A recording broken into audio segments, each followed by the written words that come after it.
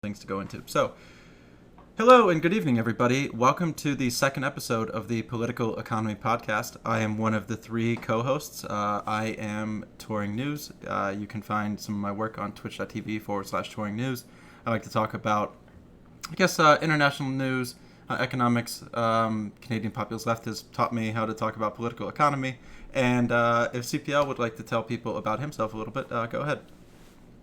Sure, I'm also a streamer out here on Twitch, Canadian Populist Left, or CPL is for short because the name's so long and clunky, obviously. And I basically just take a book off the shelf, we watch a video from the author, and have a little chat about whatever the book is for the day.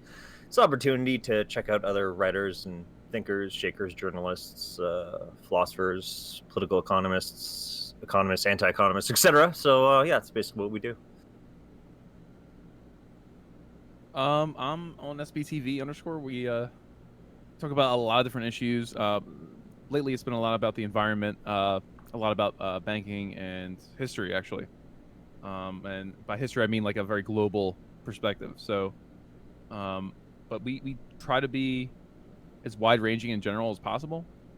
And if you like that kind of stuff and you want to talk about it, that's the perfect time to come over on our stream. We do Monday, Wednesday, Friday, around 9:10 Eastern Standard Time.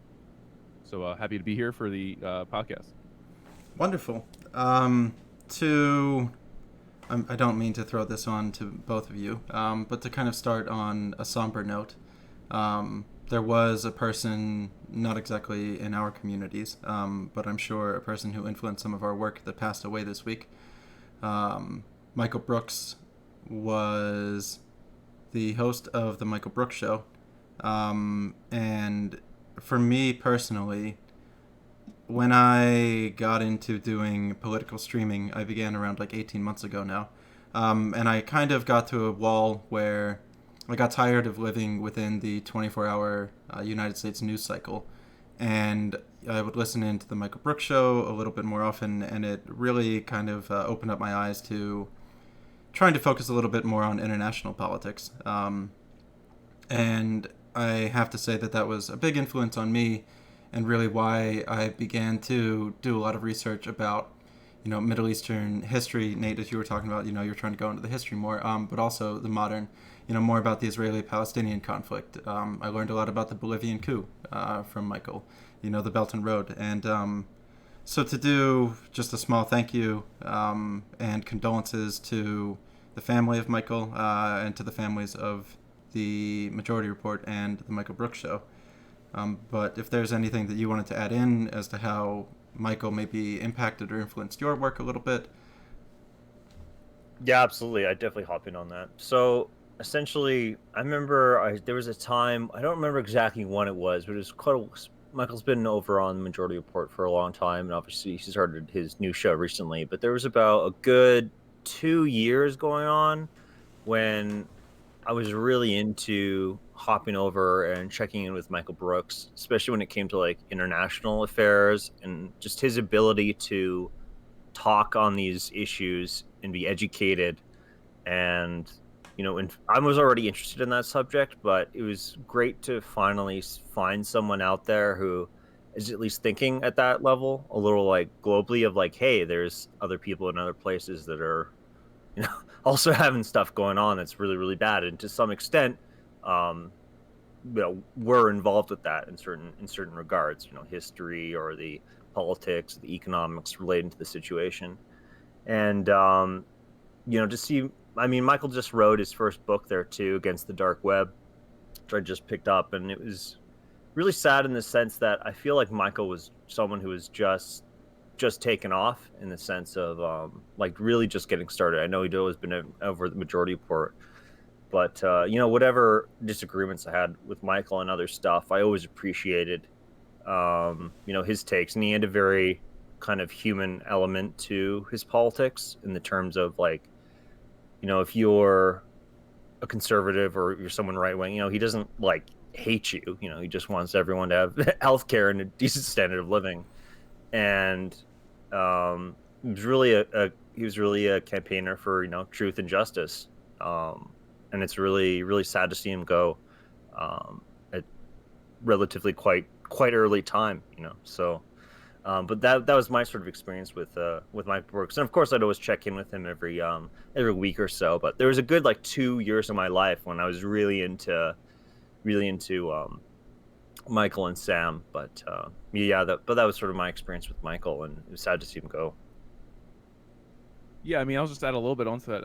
Most of what I see, well, first off, it's really sad when anyone passes away so suddenly and, well, tragically, because tragically young, and so he had a whole career or a whole lifetime more of work left to do, or that he would have been doing. So that in itself is sad. But for me personally, like I never really watch that much of the YouTube stuff. I know like Sam Cedar is very popular in these communities. Michael Brooks is very popular.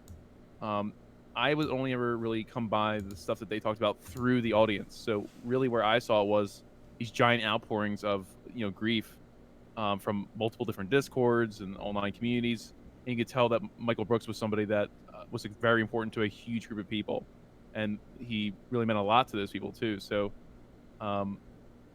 yeah, that's kind of where I sort of come through. I just think it's sad. I think he'll be greatly missed, and ultimately it's going to be more work for us to do.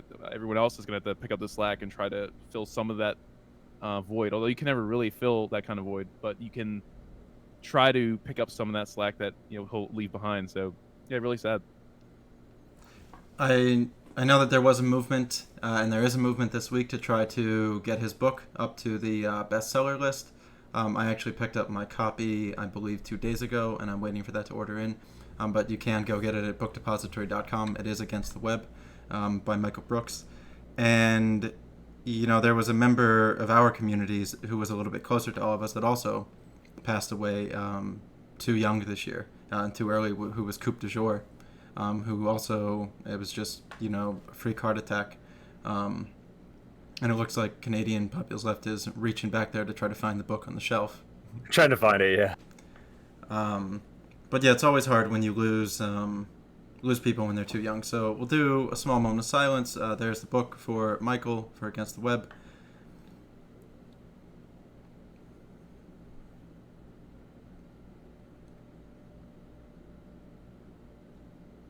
And yeah, if you do have the opportunity to pick up the book, continue his work, go through the Michael Brooks show. This year he got to interview some of his idols, Cornel West. He also got to interview Lula down in Brazil as well. So, as Canadian Popular Left said, it really felt like he was finally getting to, his position. Let me just chat about the book quick, just because I recently read it not too long ago, so I can let people know if people are like, I'm on the fence about it. So let me see if I can try and shill this book out real fast for Michael. This was first, it's nice and short and it's simple. It's accessible. This isn't like super intellectual, armchair ivory tower stuff. Like it is really Michael in the sense that it's really accessible, and the whole book was talking about it's a whole kind of conversation on the rise of the intellectual dark web.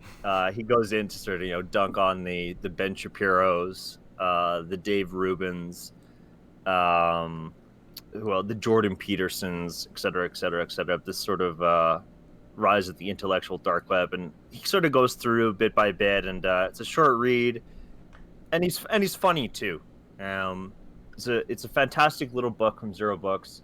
It's not long, totally accessible. You could easily do this, in a day if you really want to, in an afternoon, or just have it by your bed and read 10 minutes before you go to bed. And it's really sad because this is his one and only book, and it really feels like he was just getting started. So yeah, definitely pick up this book. Totally accessible. Get it now. All right. On a bit lighter of a note, I've been thinking about the IDW and the intellectual dark web, and I was wondering, how did the three of you feel being called with me the intellectual doom web? To repurpose it. I like that. That sounds good. I'm down. Intellectual dark web's kind of. I'll take the intellectual doom web, because intellectual dark web sounds like you're hustling like weapons or something, or like all types of pornography that's not legal. Like intellectual dark web sounds super sketch, super sketch. Like I don't want to be part of the intellectual dark web. I'll take the intellectual doom web. I'm down on that. Well, yeah, I mean, it's a much preferable alternative than the intellectual hope web, because that would be trying to sell you or the people snake oil. Oh, yo, look, there's a silver bullet that can cure all the problems for just $19.99. You can find it in my book. I mean, that may be preferable to some people, but to me, I'd rather just try to look at the challenges that we face and try to give a realistic rundown of just how colossal they are. And if that's considered doom, well, so be it. I guess I'll have to be the doomer. I mean, I embrace it. You know, I welcome the doom. I welcome it. Yeah, so I thought that you would both get a good little kick out of that one. Yeah. CPL, you said that there was something, kind of worth discussing in Canada, and I have to admit that I have not been paying enough attention really to, Canadian affairs. So what can you teach us and the audience this evening?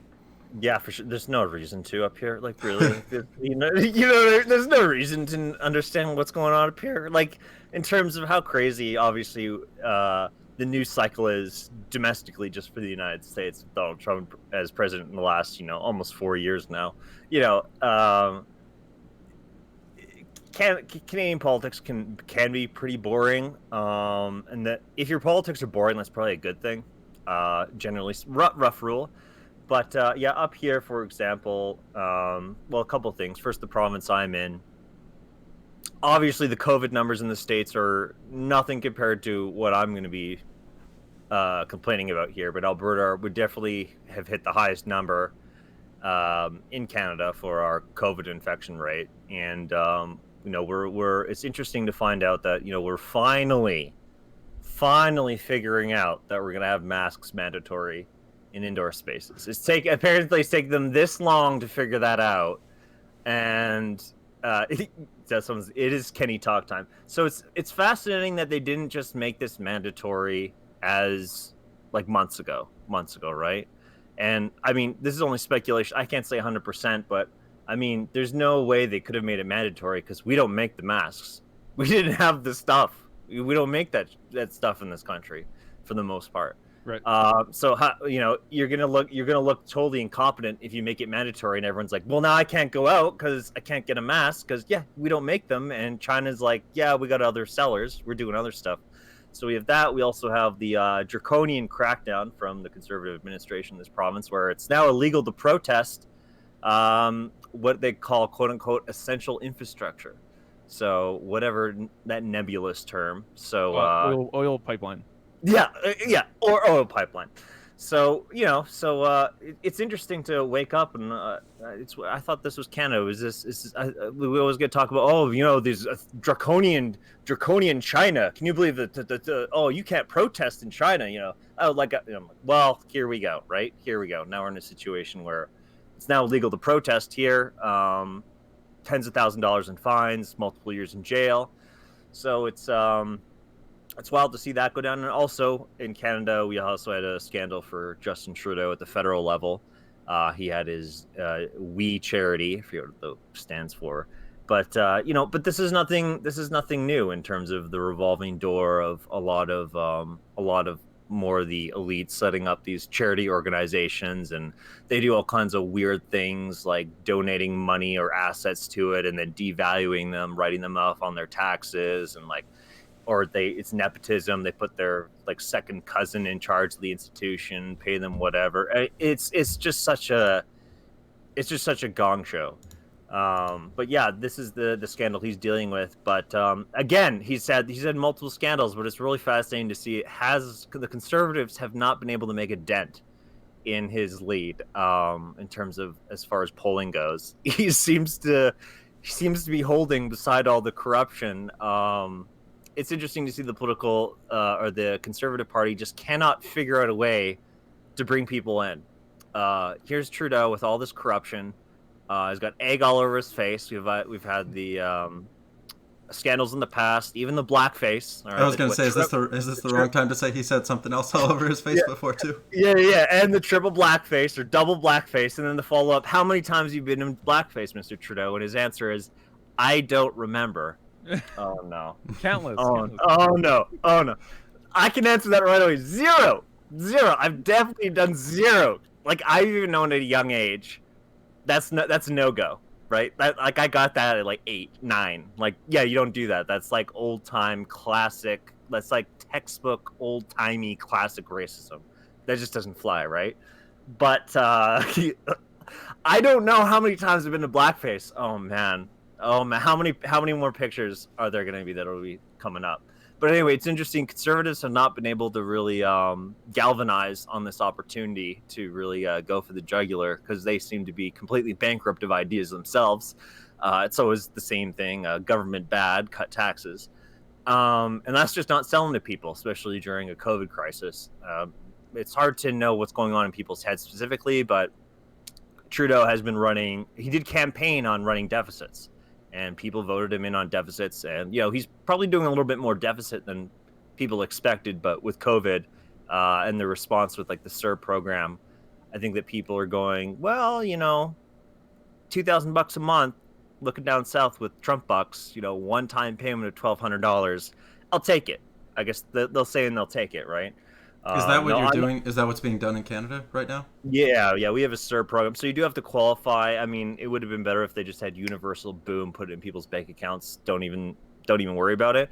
But that was sort of from because we do have it's not a two-party system here. Obviously, we have a party to the left of the Liberals that were able to push him. I mean, Trudeau wanted to sort of do a one-time payment, but they kind of got pushed from the left because they only have a minority government, so they need to get votes from other people, and they said, all right, well, you're going to make it $2,000 a month, and sure, it won't be universal, we can do means testing, but having that third or other multiple parties in the system, well, Trudeau had a minority government, allowed for a little bit of breathing space to actually bring the CERB into what it is today. So yeah. Do you know what % of Canadians are actually accessing the program? And I see a lot of questions coming in from people in chat, and I am reading all of your questions, and the ones that are very important to bring in, I am going to be bringing them in. So keep adding me with the questions, and I am reading them. And hello to all of you out there. You're really wonderful for coming in. But yeah, do you know the amount of people that are benefiting from the program at the moment right now? I don't remember the specific amount on the top of my head. It's a lot of people, though. Okay. Like, it's significant. It's not like 3 people and their grandma. This is like massive program for those getting hit, and it's gonna alleviate a lot of pain. I don't think it goes far enough personally. I mean, I would have made it like universal and put it into everyone's bank account right now while we go through this crisis, so bills can be paid, rent, etc. Mm-hmm. But yeah, there are about, I can't remember the number exactly. There's probably several 100,000 people that are getting left behind now because of the means testing on it. So Okay. there are still people getting screwed from this, but it's not as program. bad as it. Is that indefinite? So it's like every month until further notice, or is it like when there's no longer is there like a state of emergency that's attendant with it? Yeah, I think they first rolled it out. I think that they said that I can't remember how long they're doing it, but I keep seeing all this rhetoric in the news about like this thing has to go to 2021. Like everyone seems to agree. Like no one, like even the conservatives in the Conservative Party. It was interesting to see they're having their primary race right now. Every single conservative said now's not a time to worry about deficits. We're not committing to austerity or deficits. Like it's pretty much political suicide at this point to be like, well, we're gonna get the money like in the middle of a pandemic. That shit's not gonna fly even with conservatives. So I think most people understand like, okay, we have a huge aggregate demand issue. We're gonna solve this and we're gonna do it. We're gonna have the federal spending. So Yeah, here, I mean, we're a few days away from allowing the expended unemployment benefits to expire. So it's just oh a my wonderful... god, so bad. So right before, I think that'll be a good transition to go into that one. But the final question please. that I wanted to ask about Canada was, are you undergoing, the eviction crisis that we're going to be, potentially undergoing next week, or has this been enough money that way people can afford to pay their rents, people can afford to pay their mortgages? Well, I'll basically put it this way: it's one of those situations where it's like, yes, there's problems and it's bad. However, it's all about like, if you're looking at it relative to the United States, we don't have a problem. But like if the United States didn't exist right now, we would absolutely have problems going on, right? Like we had a housing crisis before this. Housing's massively unaffordable. The fire sector's way out of control. Big problem. It's only right? your wrist is only broken, not your femur. Yeah, You yeah, know. totally. Uh, Now, this like it's definitely going to be hard. Like there will be people who obviously are not qualifying for CERB and are losing their job, like hundreds of thousands of people. But obviously, in the states, I know that we're looking at like tens of millions of people possibly losing their house, as opposed to several hundred thousand. But I mean, even like 100,000 or 10,000 people getting evicted. I mean, that's still bad, you know. mhm. So, relatively speaking, it's not bad, but in its own, in Canada, yeah, we do have a problem with that stuff, and that is bad. And yeah, Nate, so you brought up, we're coming up to the extended unemployment benefits of the extra $600 per month, potentially being canceled. Mnuchin and Trump are throwing around a payroll tax. They're talking about maybe doing, another individual stimulus. They're not looking to bail out the states. The Democrats are maybe looking to bail out the states. And before I, front load the whole question and give all of your answers, I was actually listening to the Majority Report the other day, and Sam Cedar was talking to Nomiki Konst, and the way that he explained it was, it's kabuki theater for the conservatives because they know what the Democrats are going to ask for. They know that they're going to have to bail the states out, and they're just going to be like, well, I mean, you're going to have to come to us. You're going to have to cut this. You're going to have to cut that, and it makes me vomit because, like, I mean, they're playing with people's lives. They're playing with our health insurance. They're playing with our transportation. They're playing with our evictions and so forth. But Yeah, what have definitely. you? A final like data point to give in before we do throw it over to SBTV underscore. If I call him Nate, Nate would be SBTV underscore. Am I allowed to Yeah, mention your name, absolutely. CPL? Absolutely. Oh, I like CPL. He just keeps it cute. Okay. If you Yep. call me Tom by accident, it's totally Okay. fine. But we'll try and keep it, coherent. So when I was reading CNBC a couple days ago, it appeared that about 32% of people had not paid July rents or mortgages, and then there's also a very big thing coming in August 1st where people were given the ability to not to have to pay, but rather than shifting the mortgage back 4 months, all that they're doing is when you get to August 1st, now you have to pay everything that you didn't pay before. So where do you want to jump in here, Nate? I think there's a lot to address here, so I'll try and take a swing at it. Number one is just, yeah, like the political outlook is very bad. Okay, the Republicans are, and this all depends on interpretation too, but the Republicans are never going to let a crisis go to waste. And we're always pitched the idea that, well, the Democrats, they just don't know how come they always are snatching defeat from the jaws of victory? How could it this be? So what's going to happen is Mr. McConnell will say, sure, we'll bail out the states. We'll bail out your municipal budgets. But you got to cut this, cut that, cut the Medicaid, cut. Maybe privatize Social Security. Who knows what kind of grand bargain they could come up with. But the Democrats are like, well, we had to get something done. We had to be pragmatic. And in reality, it's questionable whether or not they really were ever going to put up any sort of resistance whatsoever, any sort of resistance, because in the past they've also been willing to cut certain kinds of government benefits. But in particular, concern of coronavirus, I see a pernicious, idiotic idea spreading around all over the place, not just on Twitch, but just everywhere. The idea that they're paying workers more than they were making before, and therefore people don't want to work. All right, this is a very pernicious idea that is just unfortunately being spread around out here, but it just doesn't. It just flies in the face of the data. So, okay, the logic is you're getting that $600 in weekly unemployment benefit, and you're making more. That's actually more than you made per week before. Well, you have to what people are essentially implying is that there are Americans out here who are willing to abandon long-term job prospects, long-term employment, for a dicey and non-dependable amount of $600, so long as the benefits last. Okay, that's the first illogical step, right? Like you're gonna, I've been working here for 5 years, but this $600 a week, way better. I'm done. Audi, I'm not coming back. All right, that's the first illogical step. The other thing too is we had record job creation in May and June. If you remember, there was like a bump up in job creation. Well, how could that be happening if there weren't more people coming back to work?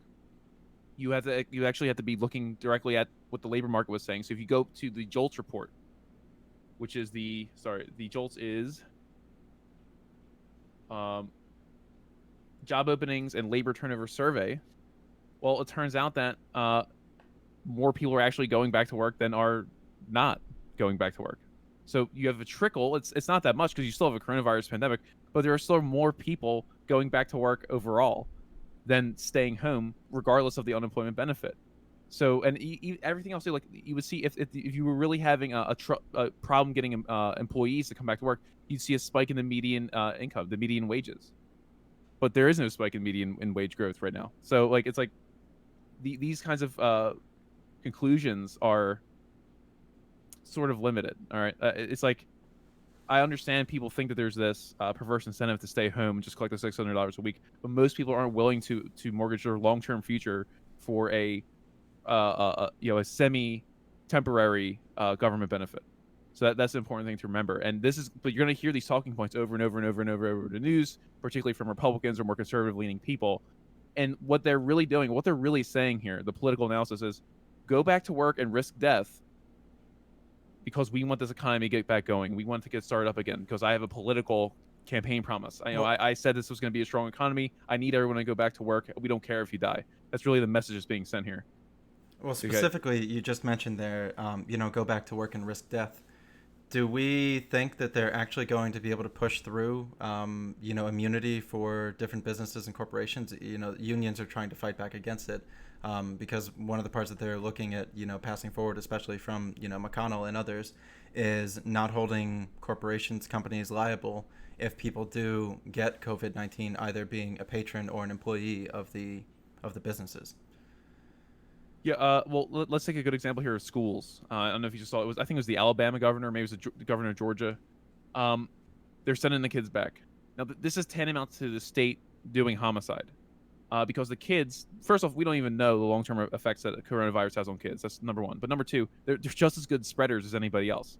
So imagine this, a kid gets coronavirus. To prove what he's saying about being just as good as spreaders, there was a recent study that came out of South Korea that evaluated, it's been reported by the New York Times, a bunch of different outlets, showing that ages 10 to 19 appeared to be just as able to transmit COVID-19 to others as across any of the older population segments. So just if people out there are wondering, where you're hearing this, where you're hearing that, we do try to come from pieces of data. So as you were. And to quickly hop in too, like this virus, like if you get it, like we're still getting a lot of news and things are uncertain in terms of like what kind of long-term damage this does to like your insides as well.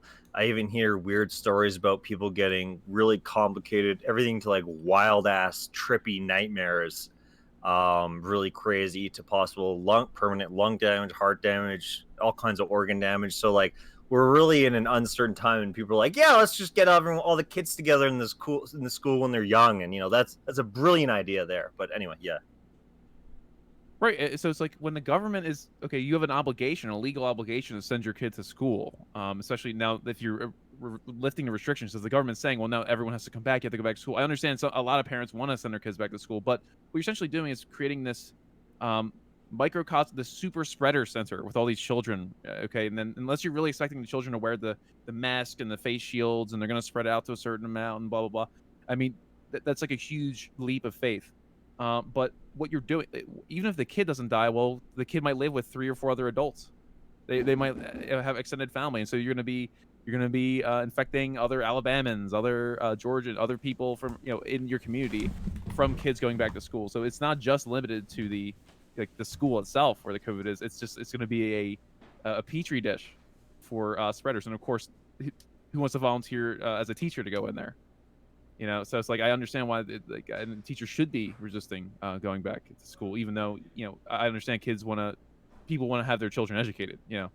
That desire hasn't gone away, but to me it's just you're still in the public health crisis stage of this, and until there's really a dependable vaccine, which I understand there may be some promising trials, these are they're still kind of long shots right now.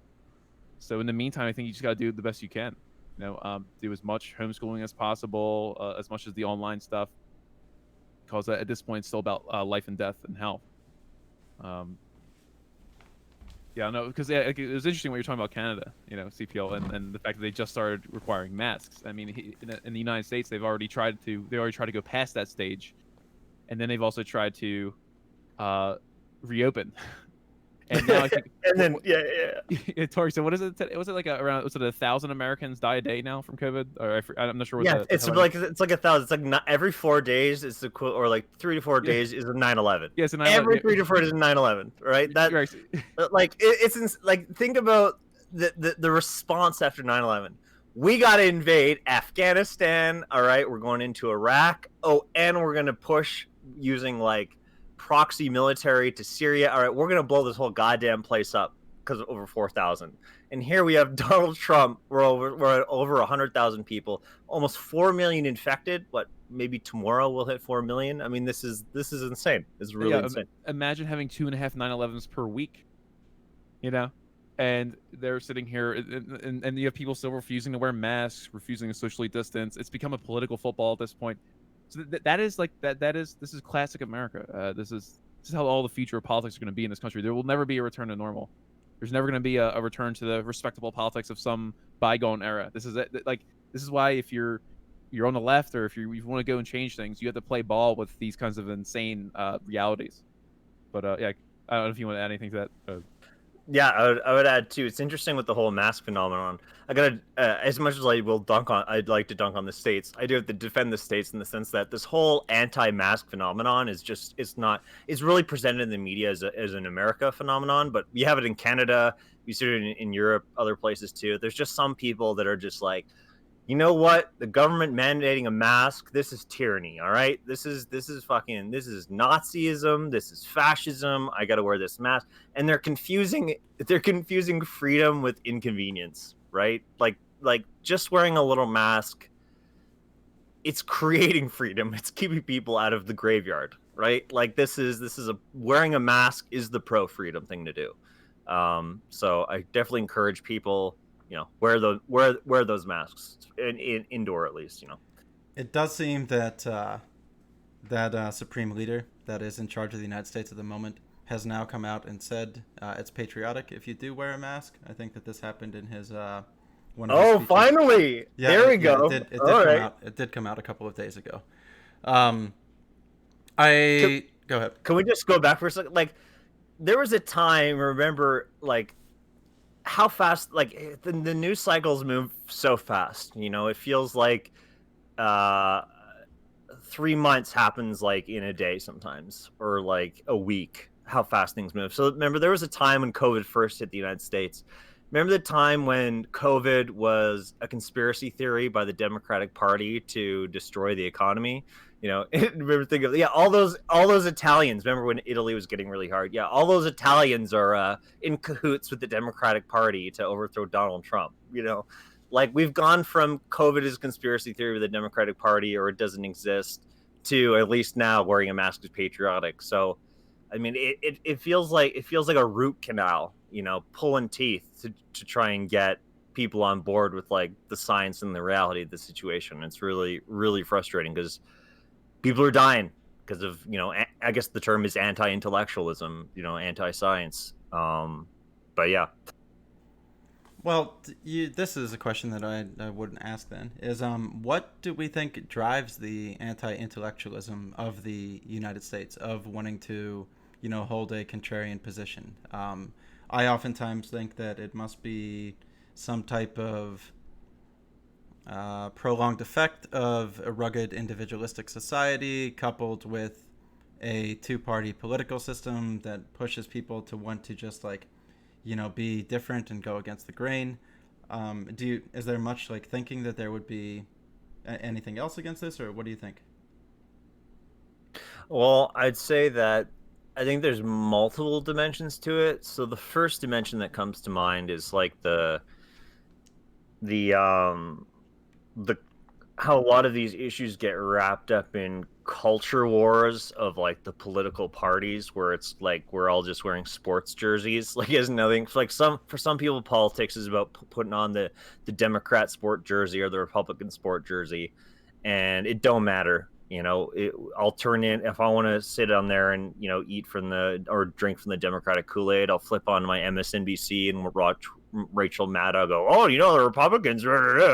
And if I'm on the other side of the aisle, throw on that Republican jersey, flip on Fox News, and watch my Sean Hannity, and everything just gets like wedged into this culture war of like this side, that side, and I kind of reminds me of the comment from Steve Keen in these times when he was talking about how a lot of people have a perspective of politics of like it's this party versus that party, and they're like in this competition. But he says The real picture is that it's actually everyone is on the same team, and we're against reality, as I want, opposed to like fighting ourselves, right? So it's really weird to see this hyper sort of culture, put it on this team, and then you also add into that a lot of the media, how it gets people really really hyped into these more segmented sections, and it's all just pumping advertising and et cetera, et cetera, et cetera. And obviously there's different dynamics too, like our internet is very like curtailed.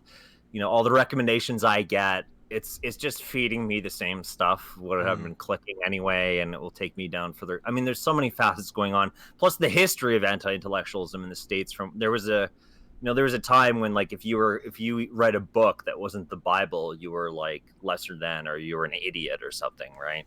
And it's just the tradition. But I did want to jump in with a little data point here from a Gallup poll, because somebody asked a question. please, please. Can you do any kind of like proof about like mask wear? They didn't exactly ask about mask wearing, but there was a Gallup poll, I believe, last week, and somebody can check me on my numbers, but I'm going to be within 2 points of error. Um, Conservatives found, or the poll found that conservatives wore masks always 21% of the time. Independents wore it around 41% of the time, and Democrats claimed to wear it 61% of the time. And it also had a breakdown where I think the northeast of the United States had the highest rate of always wearing masks. Then it was the northeast was around 51%, and the lowest section of the country was the Midwest at 33%. I think it went northeast, west, southeast, midwest. But there was data out there in order to give that position. Nate, was there anything that you're? Yeah, wearing the mask is the new scarlet letter that lets everyone know that you are a Democrat or a liberal. So, and I have the anecdotal evidence to say that, because that's literally what my aunt gets asked if she's wearing a mask she lives in a rural part of Pennsylvania. Oh God. And like they give you looks in the store, and you don't know if someone's gonna pick a fight with you, and it's literally like putting a target on your back by wearing a mask, even though you're just trying to protect those fucking idiots from the disease. Because remember, the mask is also protecting other people more so than it's even protecting yourself.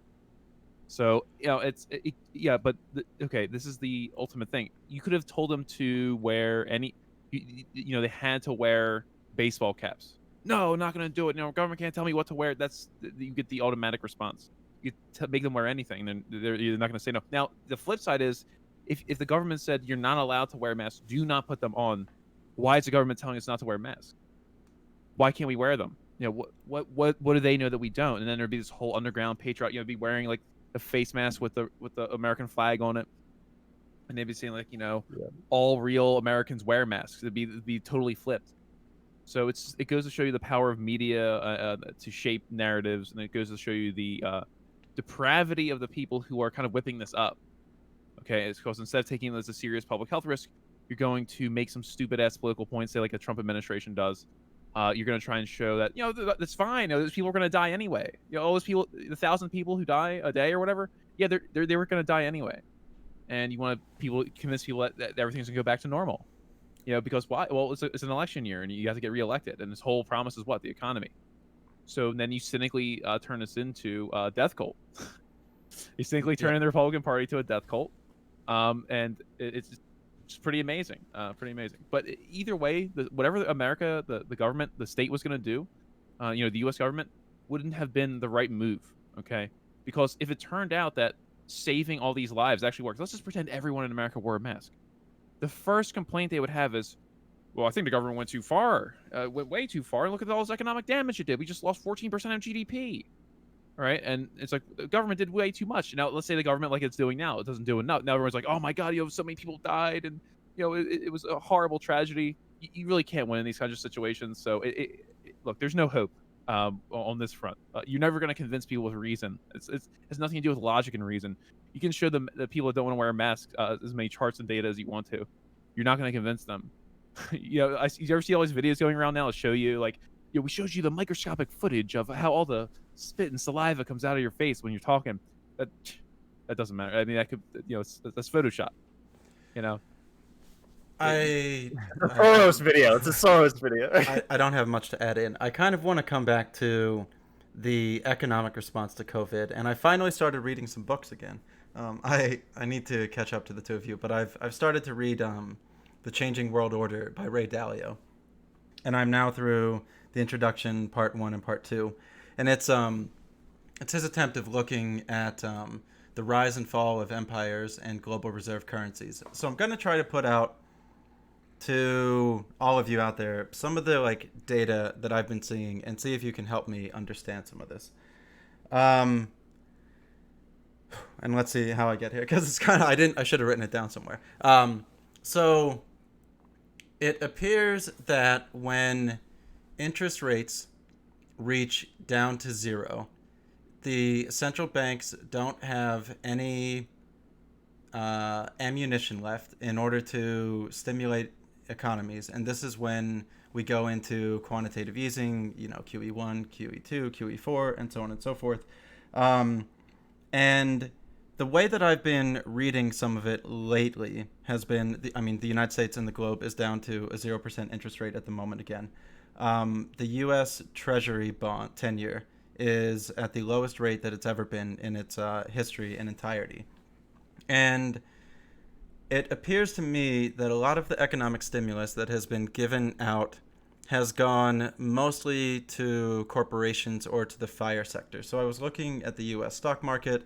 It seems I was just paying attention to the Dow. NASDAQ, same thing. But it appears to be that there are a couple things happening with the elites and their money. First and foremost, people in the top quintile in the United States have drastically cut back their consumer spending, which has been leading to an overall downward trend in U.S. consumer spending. It seems the bottom quintile is still spending about the same per capita as they were before, but there's a massive downtick in the top quintile.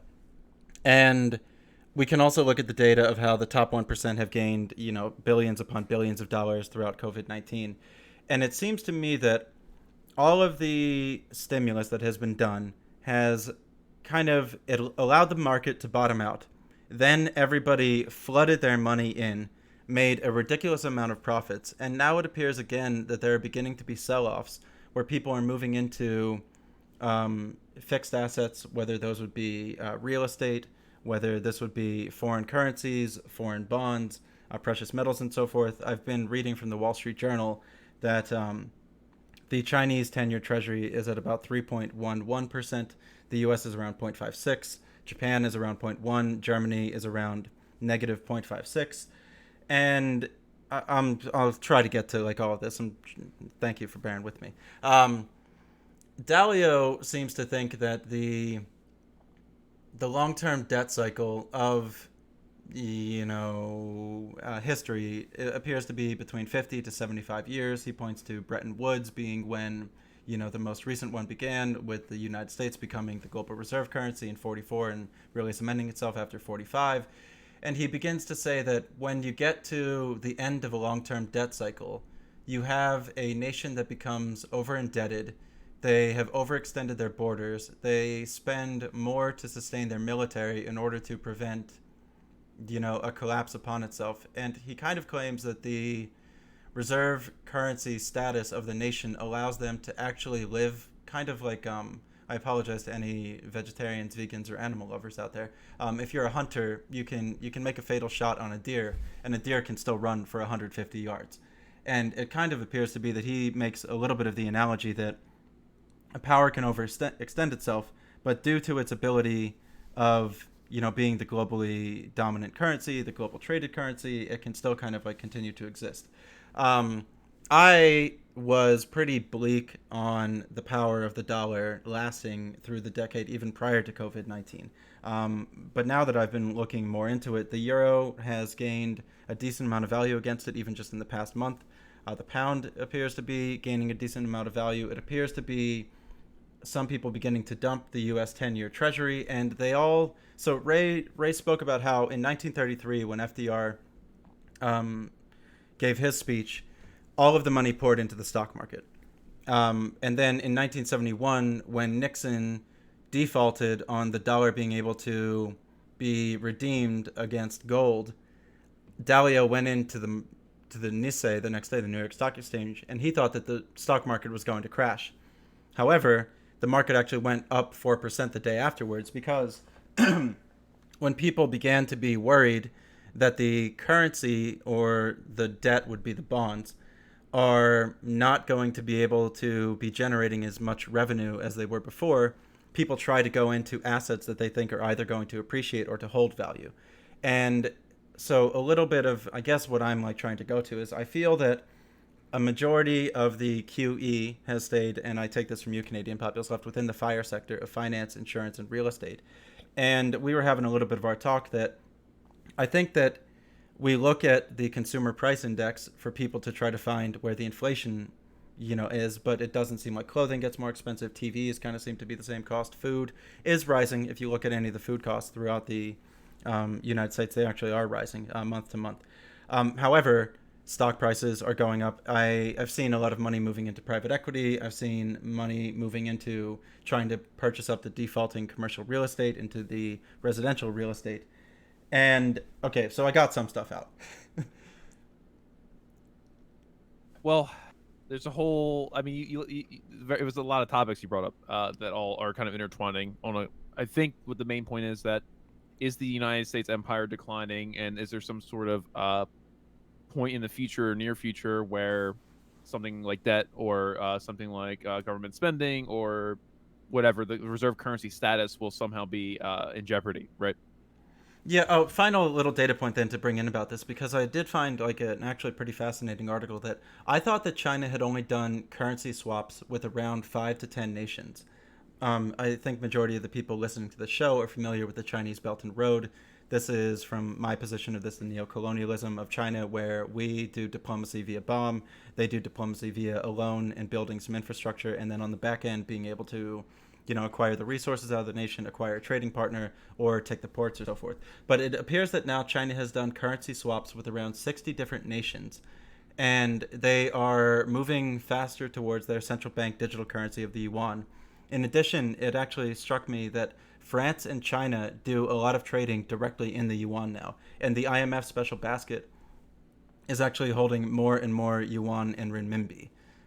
So yeah, my question is, I've been listening to Nouriel Rubini, I've been listening to Jeffrey Gundlach, I've been listening to, Keane and Blythe and Varoufakis and Hudson and Dalio, and this book by Dalio is really kind of like shaking me to the core because I mean he has been an investor and working within China since '83, and he claims to really have like a good understanding of like what they've been doing. Final thing that I'm going to try to throw in here because I've been gish galloping, the labor. Oh, who was the? I don't remember who the name was. I just watched a video from Vice about United States infrastructure, and I know we all love to go on about how bad our infrastructure is. But there was an individual who was tasked by the Trump administration to come up with 50 different projects as to how the United States could improve their infrastructure. And he came up with them. He said, this one we're going to get the most return and so on and so forth. And he did this because he found that when China was going into any recession or downturn, they massively invested into their infrastructure because then when they would come back into good times, then you would have the infrastructure laid out there. You could have better commerce and so forth. Well, this guy said that by February of 2017, Donald Trump took his work and threw it out the window and just completely gave up on it. So I keep evaluating China as actually having a long-term vision. They have food problems. It does seem that they have a one-child policy problem, which has them with a lot more males. They have an authoritarian surveillance problem, which is mostly mirrored and or copied off of the United States. I'll end my ranting here soon. A big thing that came out of the Dalio book was that the empire that rises up behind the one that is the dominant empire does so by a copycat technique. So he made the analogy that the English took in the Dutch shipbuilder architects. The English had lower wages. They could build the ships for cheaper than the Dutch were able to, and through having cheaper labor, through having now better technology, and so on and so forth, this eventually leads to one empire overthrowing the empire, or at least becoming like equal with it. So yeah, I am a little apprehensive of, is there ever going to be a time where more and more trade continues to be done in the euro, the yuan, the yen? I'm not very strong on the euro, however, but okay, I got some of what I wanted to get out. Well, you see, there are a lot of things there, right? And I don't know if I could provide like counterfactuals to every single claim. And on some claims, Dalio may be right. but like certainly on historical fronts, there's a lot of questions. Okay, so for example, with English shipping, right, and say, I think you made some point about the English and Dutch. Well, the English, famously protected their shipping industry with the Navigation Act. As, in fact, that was even some form of protection. I think even Adam Smith was down with. So I mean, they were protecting the shipping, the shipbuilders, the sailors, and so forth. And therefore, I'm not sure if like you could say that there really were relatively lower wages in the shipping industry in say Britain during the 18th and 19th centuries. But I just want to say another thing too. Like, you don't want to try to project from the past into the future based on like historical trends. Like, so if I say like, well, on average every 100 years, an empire falls, like it doesn't necessarily tell me the all the possible conditions and the possible reasons why things were going the way they did, because it's also ignoring empires that were essentially there for a long time. Or if they're not one specific empire, they're at least one continuous nation. Okay, so for example, England. A lot of people, consider England to have formed in its modern sense sometime like after William the Conqueror got there, but roughly around the 1400s. It's basically one of the proto nation states, right? Like we're all Englishmen. They had their little navy, or they started investing in a navy. Even before other countries like France really had this idea, like pre-Napoleonic era of this one national French. Although the French are right behind the English, or right around the same time. So it's like, were there different governments in England over the course of time? Yes. Sometimes they're on the gold standard. Sometimes they're on the silver standard. Sometimes they weren't on any of it at all. Look at the past, 100 something years. Arguably, ever since the Bank of England got around. Actually, the Bank of England goes back to the 1680s. But it's what is really going on even throughout mercantilism. Well, it's kind of hard to say, and no one really knows why things like the gold standard even functioned to begin with. So I just push back a little bit on like the prognostication, or like the future, like, oh, it might collapse, because you brought up basically what sounded like the Thucydides trap, which is like, China wants to become the new world power, so they're looking at America, and it's going to start a war automatically, and something reserve currency. As far as we know, for now at least, the Chinese are happy to have America be the reserve currency. In fact, a lot of countries are happy to have America be the reserve currency. You can still look at the share of what reserves are held in what currency around the world, and even if yuan is rising, that doesn't necessarily mean it's taking over. So, for example, like you said, like yields and the yuan are on the Chinese 10 years were rising. Well, that can also mean an exodus. The people are selling those, because remember, in the bond markets, as yields rise, that means that people are exiting that market. So, for example, like the lower the yields go in U.S. Treasuries, that means more people are buying the Treasuries. They're not necessarily buying them for profit. They're buying them for safe assets, or if you're a bank, you're buying them to have on hand as assets for future leveraging, right? So there's a whole lot of different reasons how the bond markets would be going in one direction or another. I would say, like, if you saw if the American bond market, as the yields were rising, like if they were going up really high really fast, maybe say, oh shit, what's going on? Like, where are people running to, or what kind of bonds are they going to buy, right? But then you see the yield would be increasing, okay, because the price of those bonds would be going down.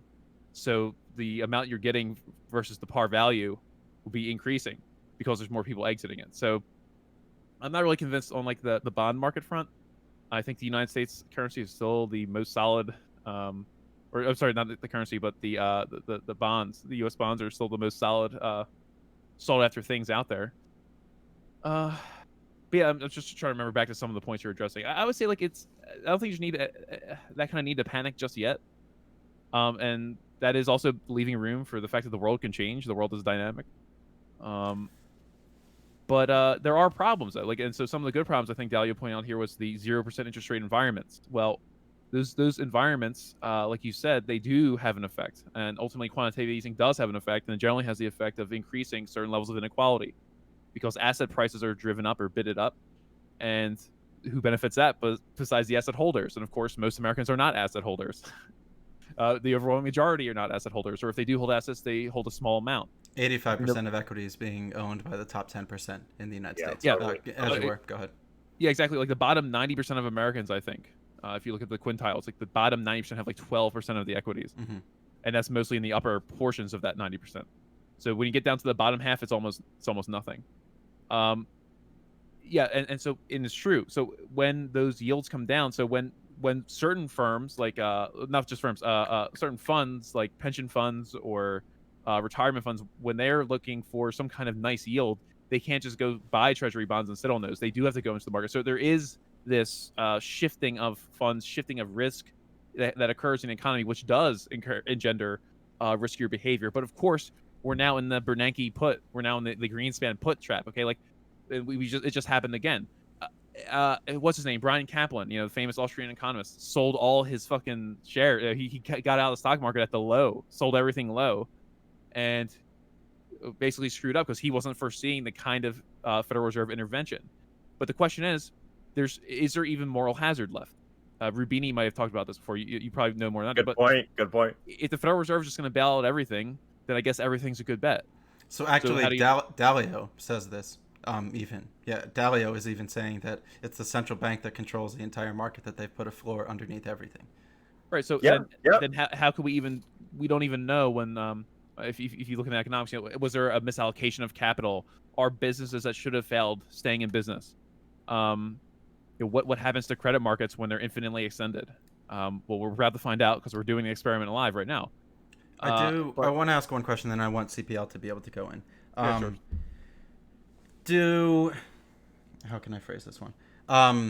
Due to the unemployment rate that I don't see returning, due to the collapse of tourism that isn't going to be returning anytime soon, due to the increased work from home that's going to be coming, isn't this all going to put downward pressure on wages? I've seen some data that people they're having their raises canceled, they're having their hours cut back, so on and so forth. Like, are we moving into like 3 years of either wage deflation or at a minimum stagnation, because the labor market is going to be so loose that people are going to have to take any kind of money that they can get to work? It's entirely possible. It depends on how much neoclassical theory that you take into it, because you could have some level of a deflationary cycle where savings reduces because incomes are down or non-existent, and therefore there's less investment, and therefore there's less capital available for businesses. But then again, like I said, we're in this crazy Federal Reserve world, and honestly, you're 100% right. There are some labor markets that may never recover. I think I saw something like, was it 17,000 Southwest Airlines employees were trying to get the buyout? 25 to 35,000 United Airlines employees might be getting laid off, I think, too. Right, so this might be the end of air travel for a while. I don't know if that is, but I don't know if we'll, for example, okay, I guess what I'm getting at here is every labor market, you sort of have to slice it up and kind of look within it, because the people who are flight attendants aren't necessarily even going to be able to compete for tech jobs, right, in Silicon Valley. So they're going to be looking for something else. So you have to try and figure out like what would be comparable lines of work, and then look at what wages are like in that sector. But in the aggregate sense, the more unemployed people there are, the less savings there's going to be, the less consumption that there is in the long term. So a big indicator will be this holiday season coming up. We'll see how bad retail gets hit, because most American retailers make up their margin on the holidays because everyone buys their gifts for Christmas and all other stuff. So we'll have more evidence as we go. But yeah, I totally expect there to be some level of downward pressure on all of these things. So it absolutely could wind up in deflation. Of course, once again, we have to wait to see what does the Federal Reserve do. What if there's a huge government stimulus? If somehow they decide to spend $3 trillion, Biden wants to go strong, spend $4 trillion on make a jobs program, a Green New Deal type stuff. You never know what other kind of big macro forces are out there that are going to try to step up. But as of now, it's not looking good. It's looking bad. It's all going in the wrong direction. Yeah. Go ahead, CPL. Yeah, so I'm going to take it a little bit back to because you had a lot of ideas there to a couple of minutes back in terms of like the conversation you're having about infrastructure. You're saying the Donald Trump advisor, basically, he had his list of 50 or whatever, and he like threw it out the window, right? What's interesting about infrastructure is why it's so important, and I think China understands this very, very clearly. China obviously has tons of problems that we're listing before, but one thing that they figured out is that the traditional political economy is like, you got your land, you got your labor, and you got your capital, right? But I think that there was a certain amount of understanding of the fourth category, which is infrastructure.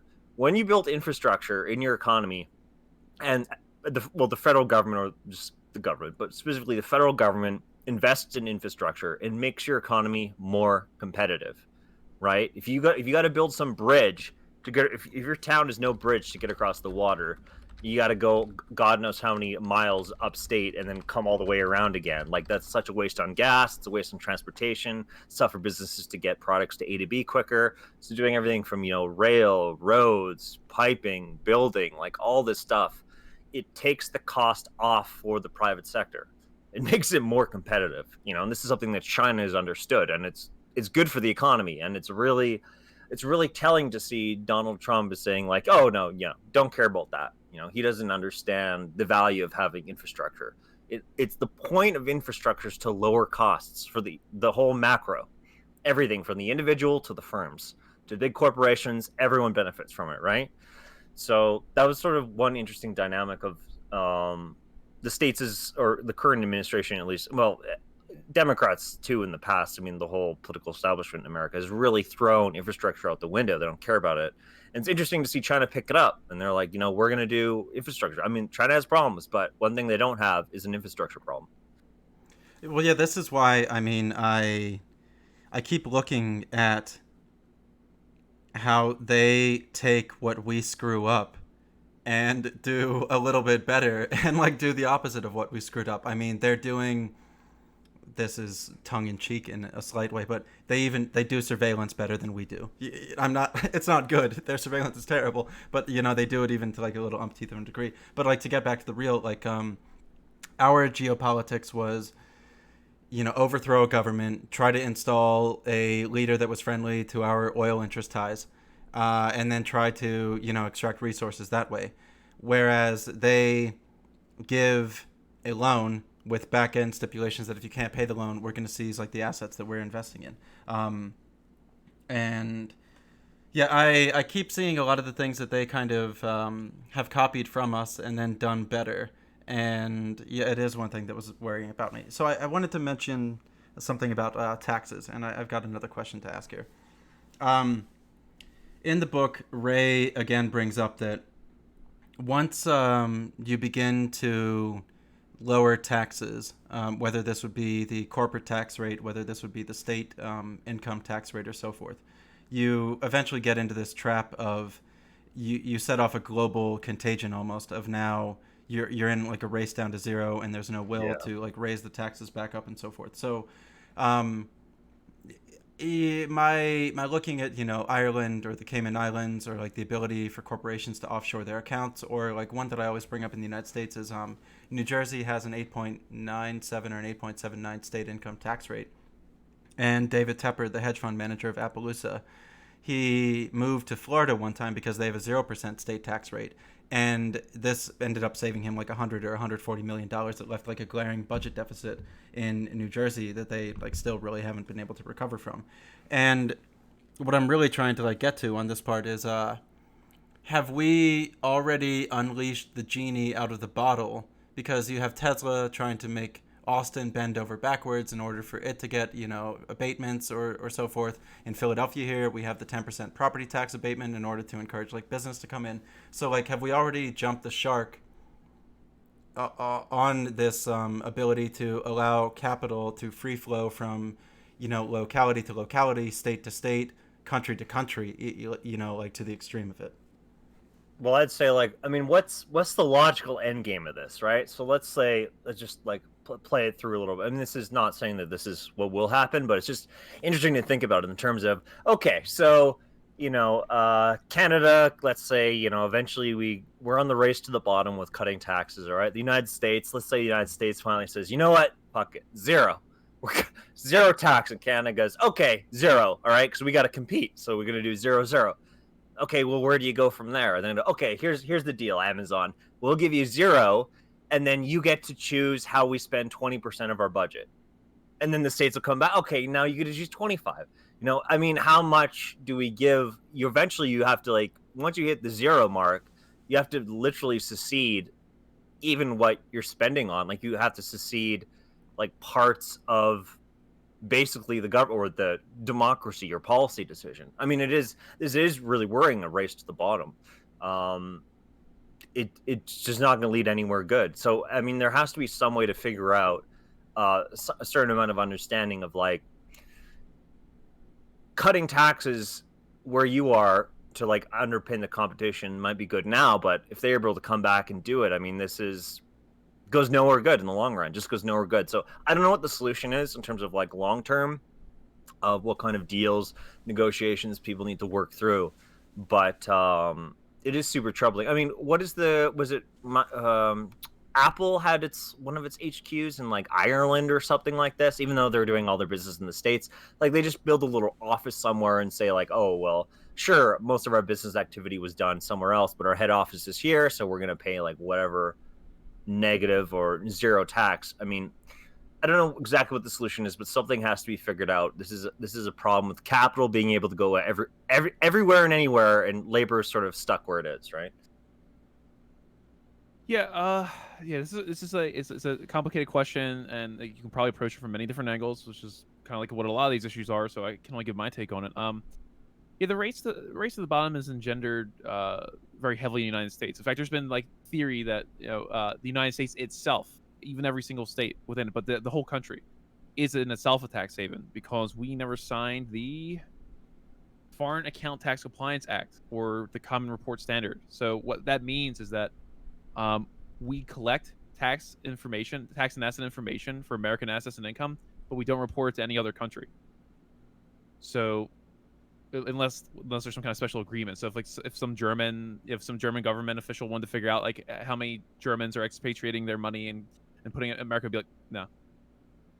But the other thing too here is that there's this idea that you can't enforce a tax, right? That if you tax someone a certain amount, well, they're gonna leave. Like, this is the classic argument. If you tax rich people too much, they're gonna leave. They're gonna take all their genius with them. They're gonna take their brains, their organizational capacity. There will be no more businesses left, and America will become poor. Um, I I fail to see any evidence for that in terms of like how that's related to tax policies. If you look at Well, let me. most people who move in the United States, it has to be a very marginal. I'm sorry, it has to be a very significant increase in taxation for them to actually move from like one state to another. Like you point out that one person who moved from New Jersey, they must have been being taxed at a very high rate. But if you look at a lot of people who are in the upper middle class in the United States, like doctors or lawyers, they don't necessarily move around all the time everywhere because generally speaking, they have an investment in the community, right? They may be going to school in the community for 10 years or 8 years or something. They get a job somewhere and then they have to pay off those loans. So it's like being a doctor or a lawyer is like a long-term investment. And so you don't necessarily hop around on this. I'm not saying it can happen. I'm saying in general, if you look at the research.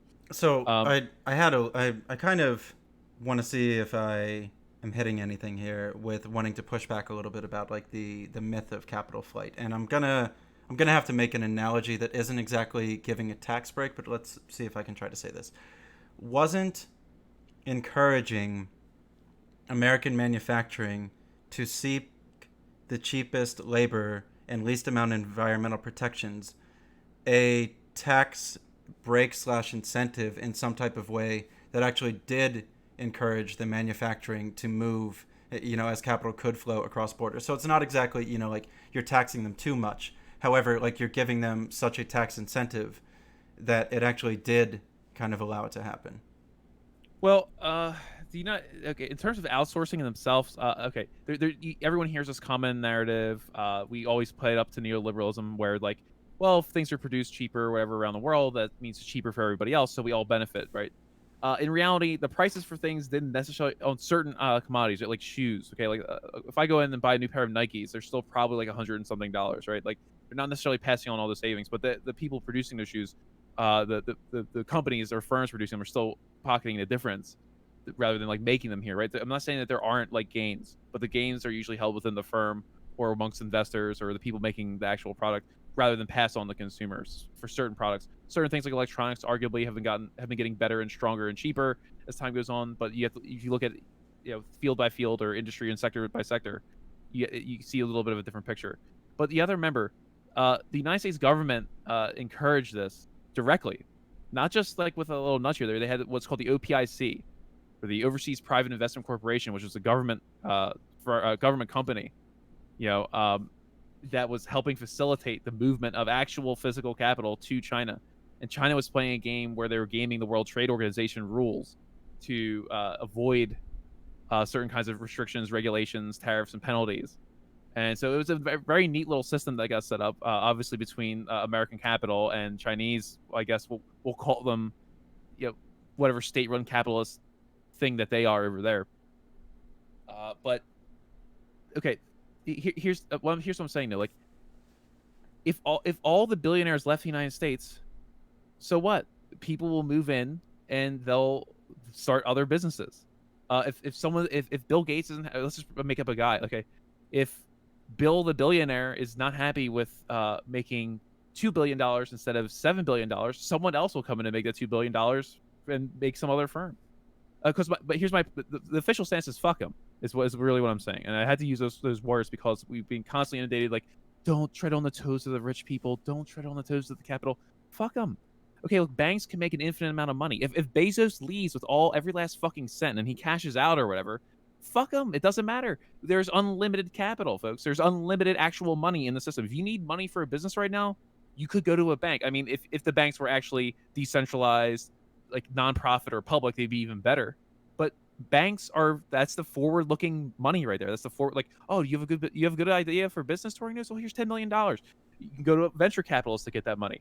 The idea that like the poor rich people will cry, fuck them.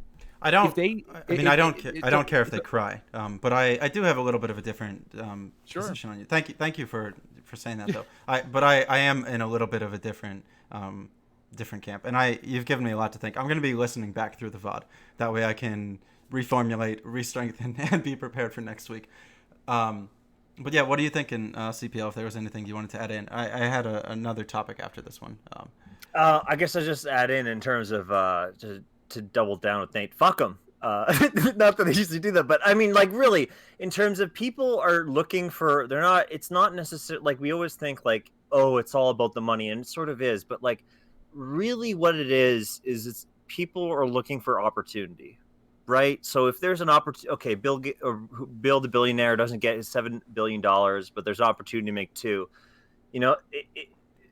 If you give people the opportunity, okay, 40 hours a week, 9 to 5, and you're going to order people around and be a visionary and $2 billion. It's like, yeah, sure, I'll take that. Absolutely. Like, that sounds fantastic. I'll do it, right? And we have the money to fund all those projects.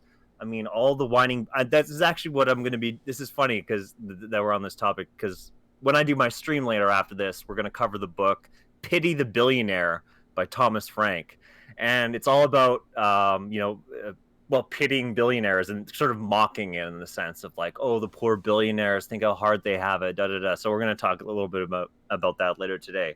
But it is very, very true in terms of these billionaires. I mean, never forget, too, the Panama Papers. We're not even done going through all the Panama Papers. We haven't even finished all the people involved in that shit. And the Paradise Papers, too. And Paradise Papers. I think there was another one. I forget what the papers are called for... Luxembourg, Luxa Papers or something. I forget that someone sent me I forget the name of it now. There are so many of these accounts. Plus, a lot of these billionaires, again, kind of what we're talking about, they have these charities too, depreciating values, offshore tax havens, and it's all legal too. A lot of this stuff. And that's what's really, and a lot of people, well, they're not doing anything illegal. Well, this is the problem. Like, why is it legal in the first place, right? Yeah. So in terms of like all the billionaires, we have to cut their taxes. Oh my God, we can't do a wealth tax on them. Oh, the poor billionaires. I mean, enough. Yeah, no one's buying it anymore. I will say I gotta add one thing though. It's real fast. You see, there's this idea, a very pernicious idea, that if you did try to tax people, if you try to go after those offshore tax havens, like they're just gonna run away somewhere else, they're gonna leave another country. Guess what, folks? The U.S. Department of the Treasury has an office called the OFAC. All right, that's the Office of Foreign Assets Control. They sanction countries, they sanction individuals, they sanction companies, they sanction corporations, nonprofits, religious. They sanction everybody. Maduro, they sanction Russian oligarchs. But for some reason, we were expected to believe that they can't also sanction Bill Gates or Jeff Bezos. Well, that's just a lie. They can sanction them. The government can go after these people. They can freeze their assets. They can force them to pay taxes if there was actually government will to do it. Well, this is where I'm agreeing with you. Like, I think I 100% think that needs to be done. But I don't see the political will for it being done. It's hard. Yeah, it's hard to have political will when you're in a banana republic. Yeah. You've given me You've given me a lot to think about, and the two gentlemen that are sitting above me in the stream are my senseis. I learn a lot from these individuals, and I really respect their work.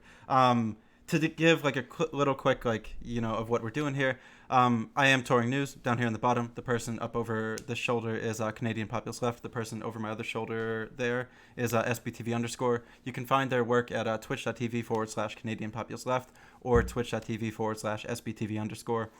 That one, Monday, Wednesday, Friday nights, 9 to, I don't know, whenever the sun rises. This one over here, Tuesday, Wednesday, Thursday nights, 9 o'clock until 11 or 11:30, doing the book club. So just to make sure that, try to give them a follow. If you have some Twitch primes, throw them their way. Try to help them out where they can. We really enjoy doing this type of work. So, thank you, everybody that came in tonight. Final question of mine, dealing with this one. Rubini, he is predicting, well, I mean, he's Dr. Doom. He's predicting like a decade of depression. One of the big things that he is thinking is going to be coming is DeGlobalization, which is going to impact actual, I guess, like investment in newer manufacturing or technology or so forth.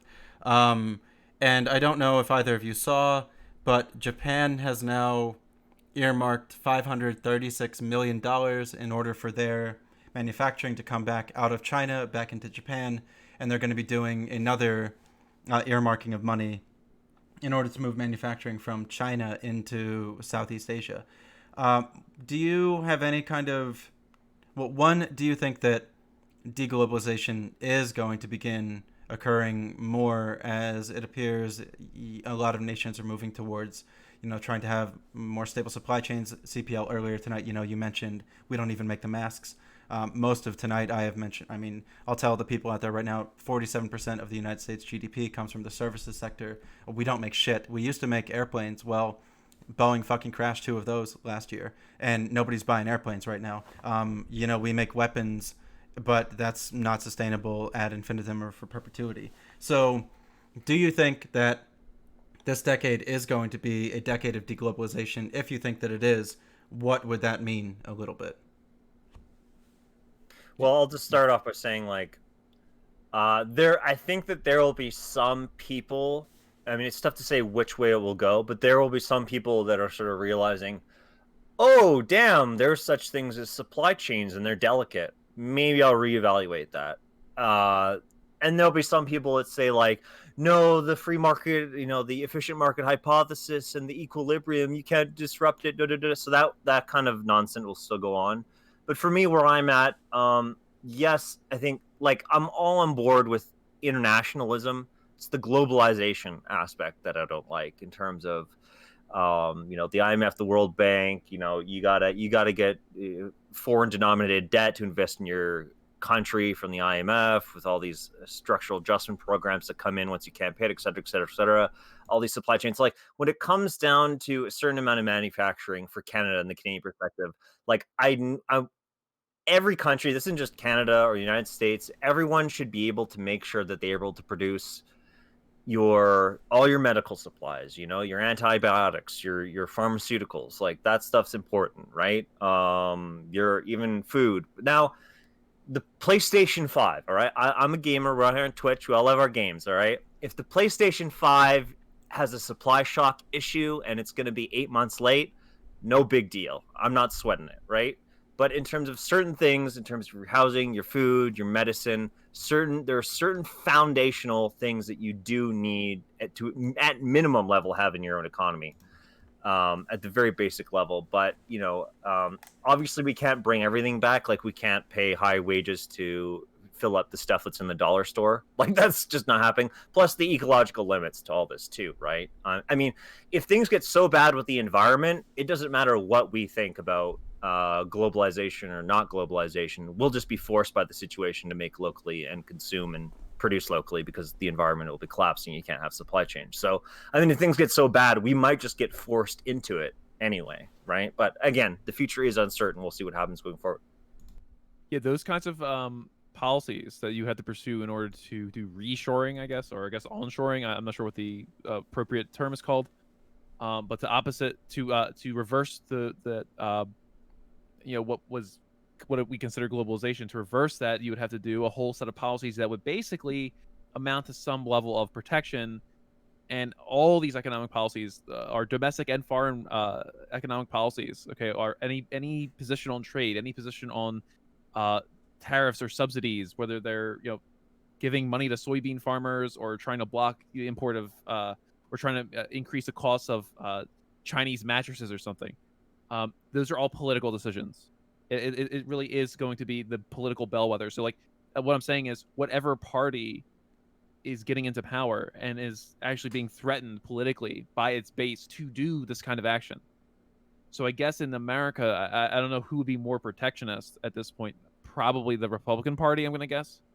But even so, even outside of the dichotomy or the two party system, you have this growing understanding, or at least growing um, animosity of what the consequences of what this sort of free trade globalization has done. And one of the things that was often ignored in Ricardo's analysis of free trade, is that the assumption hinges on one very important thing. When everyone is done swapping their resources, okay, and everyone's doing their comparative advantages, so China makes, I don't know, chairs, and US makes doorstops or something, and we've traded, and assuming America put its put its chair makers out of business in order to concentrate on the one comparative advantage, right? You know, it's also relying on the fact that those people who lost their jobs in the country where they shut down that industry get compensated. That didn't happen in the United States. Mm-hmm. 5, 6, 7 million people in the Rust Belt got told to fuck off.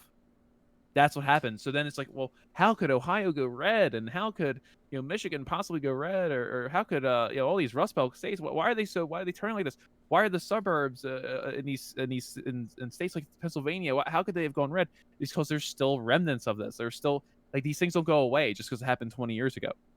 But yes, there definitely could be this idea of onshoring some stuff, even with people who push free trade, because this coronavirus just exposed what happens when you have a global supply chain and there's a critical demand for a critical component of the supply chain. So it could be mess, could be chemical precursors for drugs, it could be who's going to produce the vaccine. What if, for example, okay, like I think India produces a lot of vaccines. What if India said, no, we're not gonna actually sell that to anybody else until we give all of our people stuff here? It would be a reasonable position for them to take. Mm-hmm. Why not give doses to your own citizens first rather than the rest of the world? And you're hoping money is enough to entice people, but politically, I could just say no. And then what? Yep. So then America's going to sit over here, and we're going to keep on dying. I think people have realized that there are problems with this, not having any critical thinking towards your trade policies. You actually you need to have some planning in the world. I hate to say it, you got to have some planning in your economy. You have to have a certain amount of redundancy. You might even have to actually have some efficiencies in order to have some security. That's just kind of the reality of it. But like what you're saying with Rubini and like the 10-year prognostication, you see, a year ago, I had no idea COVID was going to come here and do this kind of devastation. I had no idea that Michael Brooks would die, and as a young man, I had no idea that 2020 is going to be such a shit year. And you have entire, like you said, hotel and tourism might be dead forever. Restaurants are going to take years to recover, if ever. It's going to be a total shit show. But I still wouldn't pronounce what's going to happen 5 years from now, because we just don't know. We don't know how crazy it's going to get. We don't know how bad global warming is going to be. I'm sure you're probably abreast of the news, but you see that they found more methane leakages in Antarctica. Mm-hmm. Okay, it's just like, well, now add in another source for methane that's 80 times worse than carbon dioxide, and here it comes. Like, this is where I'll disagree with you a little bit. That I think that I've seen enough evidence now that the pain can kind of be predicted. I'm going to go on a slight little tangent. I did want to. There's a final thing that I wanted to say about kind of like the global economy and nations and citizens that are being hurt, and then I had something else that I was thinking we may get to chat about. And I do promise that, on one of these, I'm going to let you all pick like what we talk about in the topics and so forth. Sorry that I've, put forward. oh no, it's fine.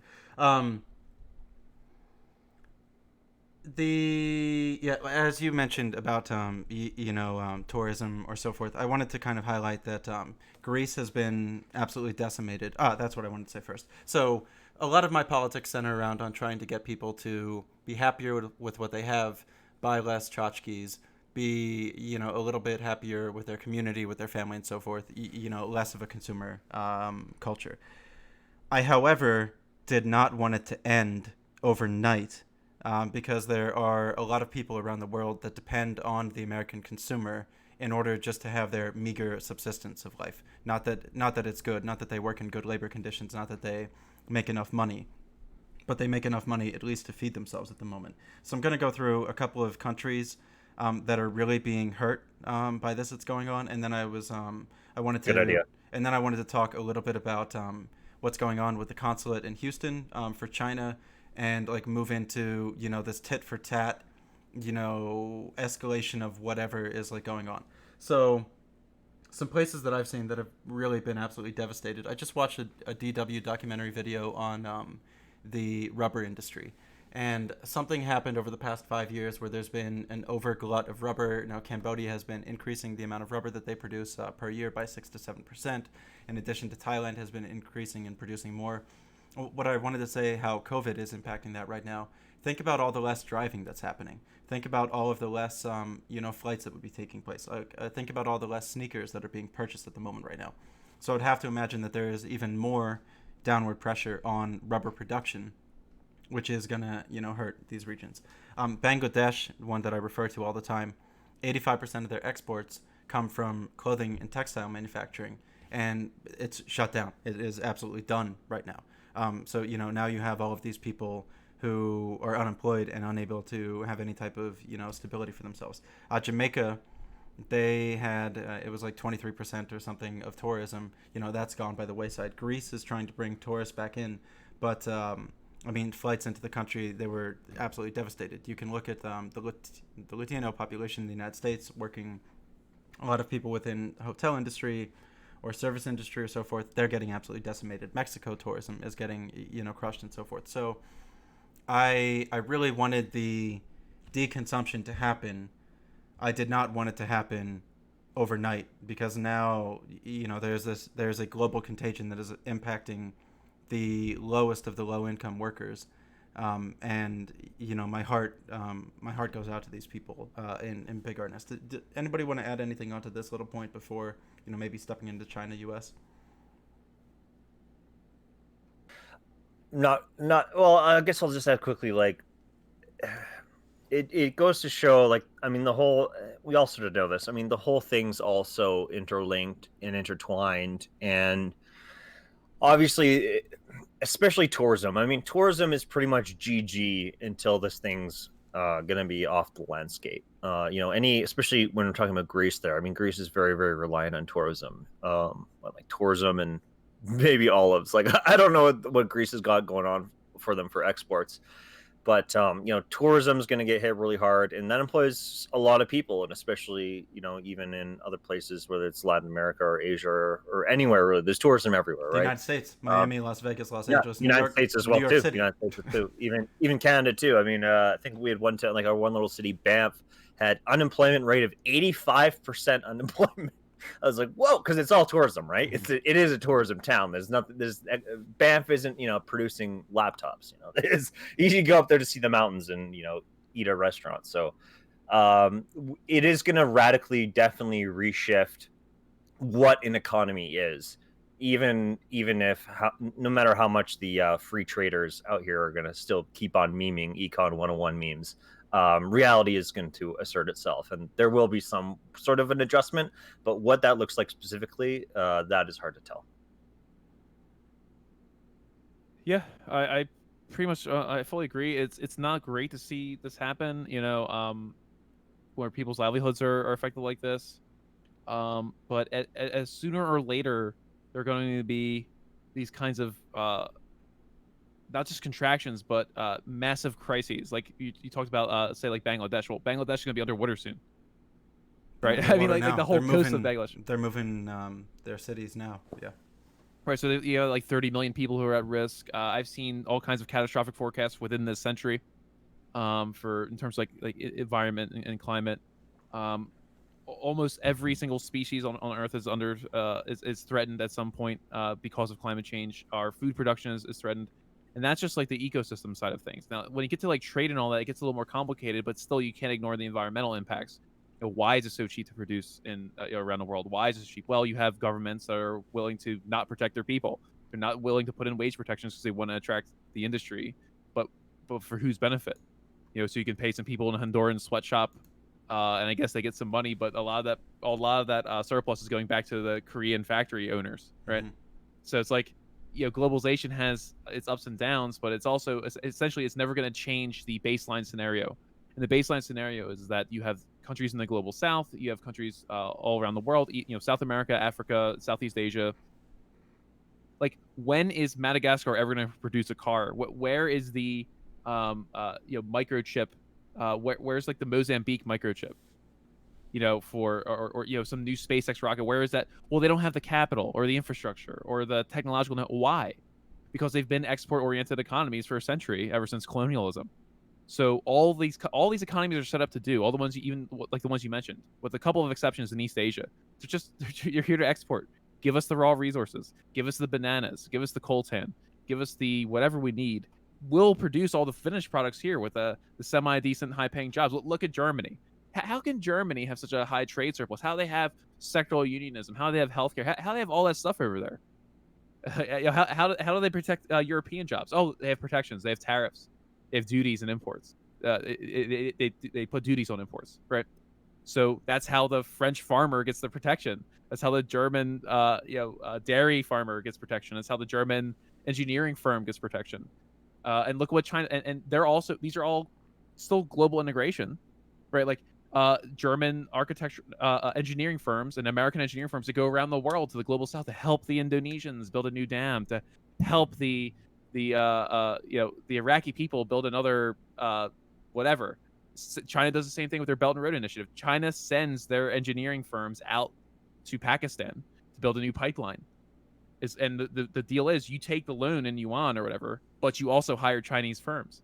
So it's all a scam in some degree. And none of these countries are really developing. The countries that did develop, they all did this before we had these ideas of free trade.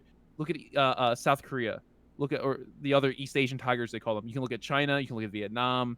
You can look at Taiwan. You can look at Japan. What did they do? Well, they did certain kinds of protection. They focused on certain kinds of industries like steel making. China was producing a shit ton of steel, like a ton of steel. South Korea did too. But look who's one of the top premier shipbuilders today. It's South Korea. They have Samsung, right? They giant industry. Just a tiny little country that before World War II, or before the end of World War II, they had a horrible literacy rate, low life expectancies, extraordinarily poor. Look at them today. One of the more wealthy countries in the world, like South Korea. So why can't Africa and South America do that? Because the policies they pursue are not really building up the economy. The type of neoliberal trade that everyone touts doesn't really add more value, more capital to these places that it keeps building off of.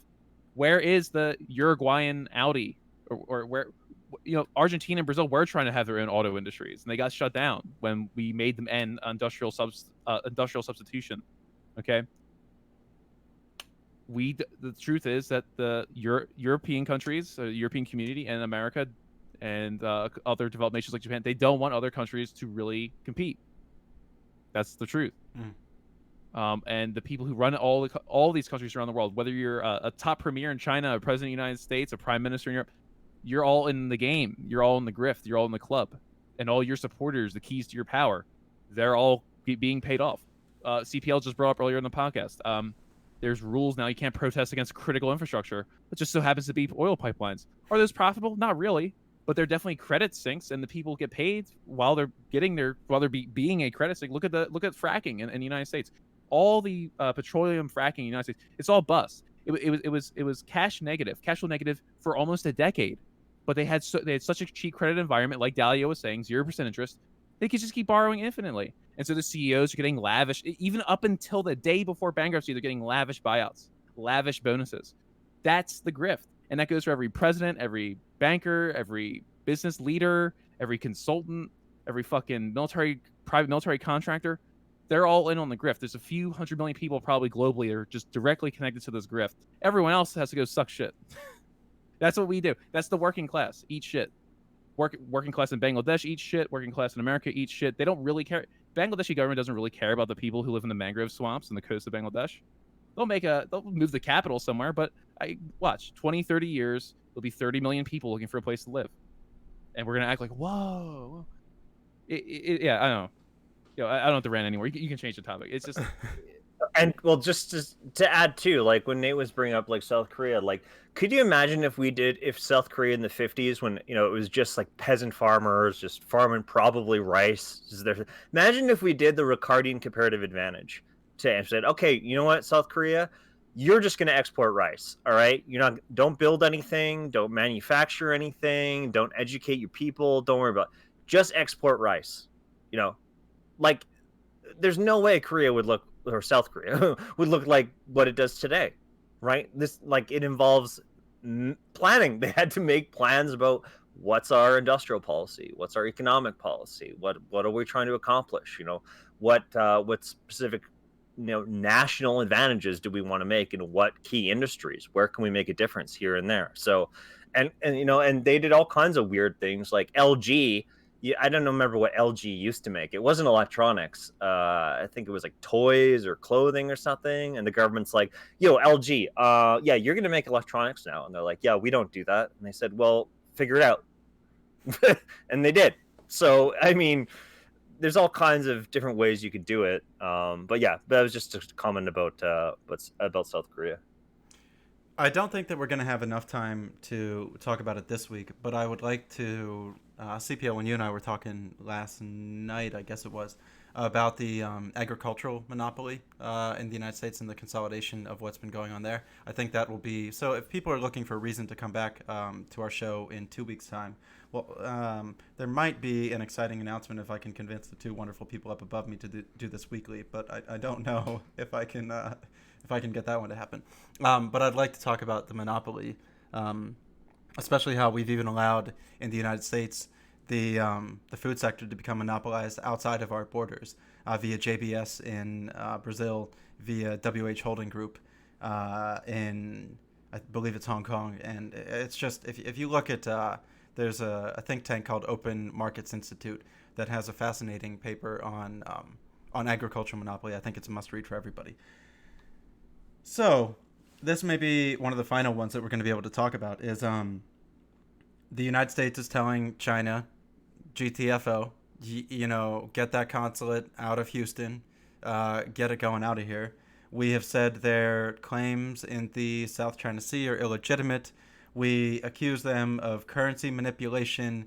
We accuse them of, I don't know, take a stack of cards, there's 52 in them, and we accuse them of 52 different things.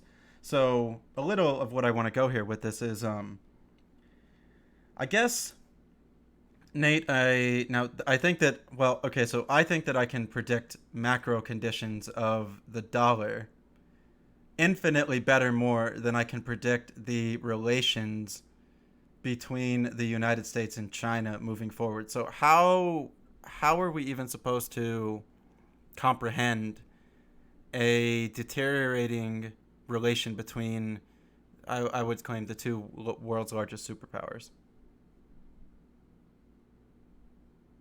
Well, I'll start off by saying, when it comes to the relationship of China and the United States, I mean, yes, China obviously has problems, but this whole attitude of like, oh, China's screwing us and they're behaving so badly, and look at all the things they do. The West is in no position to start yelling at China about all kinds of abuses and things they're doing. Yes, China does things bad, all right? The Uyghur Muslims, yes, that's bad. And that's totally fair. But we still have Guantanamo Bay, all right? So if we're out here like, oh, the draconian Chinese government, what's happening with Julian Assange right now? What happened to people like Chelsea Manning? Reality Winner was just charged and sentenced. Yeah.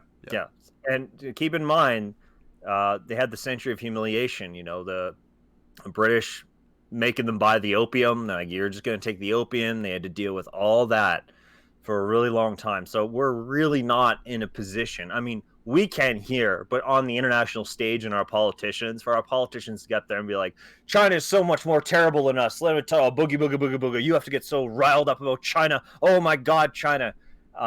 That's not healthy. China, people do make fun of Donald Trump for, and he said, and rightfully so, but there was one thing that Donald Trump said that I think is totally right that he got made fun of, though, when he said China likes deals. So it was China likes deals, believe me. And he's sort of right on that. That's literally what China wants. They just want deals. They're slow. Obviously, yes, they have problems. We have problems too. But this whole like clash of civilizations, and there's going to be this great showdown, and this big war is going to, like, this isn't, I mean, I'm coming from the Canadian perspective. I mean, I can't, what's like, for me as a Canadian, like, what am I going to say to China? Like, they got nukes. We don't got nukes. Like, what was Canada supposed to do to China, right? Like, get real. Like, they're gonna do what they're gonna do at the end of the day, and it's all about, do you want to engage with that, or do you want to isolate into a little island, right? So that's sort of, I think, the way to approach it going forward. Yeah, I am gonna jump in here real quick and say something, and then kick it over to Nate. Shit, did I already forget what I was gonna say? Oh, first and foremost, I don't think that you will find bigger critics of both the United States and China as the people that are here. Like uh, the the biggest one of the biggest things that you said that I found very important to hear was it's interesting that our politicians try to go out there and grandstand if you know the history of what our being the United States government would do. So if anybody out there thinks that I was like, shitting on China, this is in no way what I tried to do at all. I do think that they deserve to be praised where they deserve to be praised. I think they deserve to be critiqued where they deserve to be critiqued. If you find a place to praise the United States, DM it to me. Thank you. I would like to hear it. But often I feel that the critique needs to be given on the United States at the moment.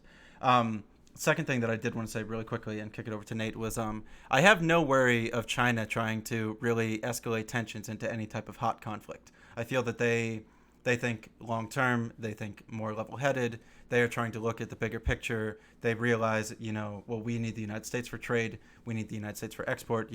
So off and so forth. I, however, do not know how to predict domestic United States leadership. Is where, that's where I kind of like worry, is because I can't predict what our Hawks are going to do. So I'll kick it over to Nate here. I think you're actually going down the right path there. So I'll just sort of echo that a little bit, and also what CPL was saying. We always have to be careful to distinguish the narratives that are being presented in our news sources, whether they be from China or whether they be from the United States. Because, I mean, okay, let's pretend you're de Tocqueville in the modern day, and like you go to a baseball game or you go to a basketball game, and everyone stands up for the national anthem. Now, do you look at that one basketball game where 40,000 people just stood up and, oh, look, everyone in the country loves America and they're having a great time? Just so much patriotism here. They just love it. Now, if you look at the Chinese narratives, there's a lot of competing. The Chinese dream. Some people still maintain that they're some level of communists, and there's still like this stage of production. They're trying to get to social. They're trying to get to the final stage of socialism or something. I think that's all way too ambiguous, and I think people who are saying that, you're just taking aside. Like, there's a lot of people who just hate America, so they're going to root for China, and then vice versa. They just hate China. They've never studied it. They have no idea about the people who live there or any of the history, but they just fucking hate them because of some xenophobic or some stupid media source here in the United States. The reality is much more complicated. There's tons of business going on between the United States and China and the rest of the world. China, you may think it's socialist, you may think it's whatever. Okay, well, it's rapidly becoming a financial center in the world, and not just because it's taking Hong Kong back. Even before Hong Kong, it has a special Pearl River Delta economic zone. Okay, this is a zone that's supposed to be encouraging more international finance. It's Shenzhen, Guangzhou, and Hong Kong. Exactly. Yeah, 70 million people. It's the new Greater Bay Area. Go ahead, as you were. Yeah, and they are, and China's a huge shadow banking sector, and that's because a lot of the paths of getting credit in China are shadow or informal. So it is by necessity. It's not necessarily they're trying to scam, although that happens too. You also have a larger on the books financial operation going on. So you have Goldman Sachs investing heavily, getting involved in China now. You have large multinational firms getting involved in China now. So in the future, China may actually very well end up probably superseding America in terms of global significance, global importance. Even Chinese industrial policy is changing to shift away from heavy, although not completely, but to shift away from heavy industry and get into more light industry, to make better computers, to get more high tech. So we can't always think of China as though it's stuck in like 1994. And like you said, they are pioneering ways to surveil, pioneering ways of control, and we probably will expect that to continue. And you can see in the United States, what are we doing here? Drones, secret police, unmarked cars, all kinds of surveillance, homeland security. Interesting. And I think the reality is the difference between China and the United States is not as actually wide as people think, even though the fact that China's been around for 5, 6, 7,000 years and America's been That's around for a couple true. hundred. You know, yeah. So in terms of being like a major, I think China knows they've obviously studied us. I think who was saying that? Ray Dalio was saying that. Um, and look at how they're doing their economic policies. Well, they're basically doing Keynesianism. What did they do right now when oil crashed? They stocked up. They have one of the highest floating inventories of petroleum in the world. They have like 70 million barrels floating off the coast of China right now because they're getting ready to pump up and go. What is America doing right now? Nothing. Our thumbs in our ass. That's what America's doing. We're sitting on a thumb. What is China? Okay, they're doing their version of what we did or what the IMF and World Bank did, Mm-hmm. right? So they're willing to give money to all kinds of countries in Africa, countries in South Asia, countries in the Middle East, with very few strings attached, except for you have to hire Chinese firms, you have to hire Chinese construction companies. What is the biggest bank in the world? The People's Bank of China construction arm or whatever. It's like a huge bank. It has like the most like assets or whatever on a sheet, but it's financing all this construction at home and abroad. They're probably going to be ascendant. Okay, if you're asking me for like my prediction by 2050, China's going to be the major player. They're also important in global emissions. The U.S. and China and Europe. You get those three work together, you're gonna put a dent in emissions. If you Yeah, don't, big you're time. gonna fail. You can't leave China out of it. America can't step out of climate accords. All that stuff's gonna have a cumulative dynamic effects. And like you said, Tori, 100% agree. The craziest political scenario that's in the United States. I know it doesn't look like it. I know we all think it's going to be back to normal, but who knows? Even after a Biden presidency or during it, what kind of crazy shit can happen?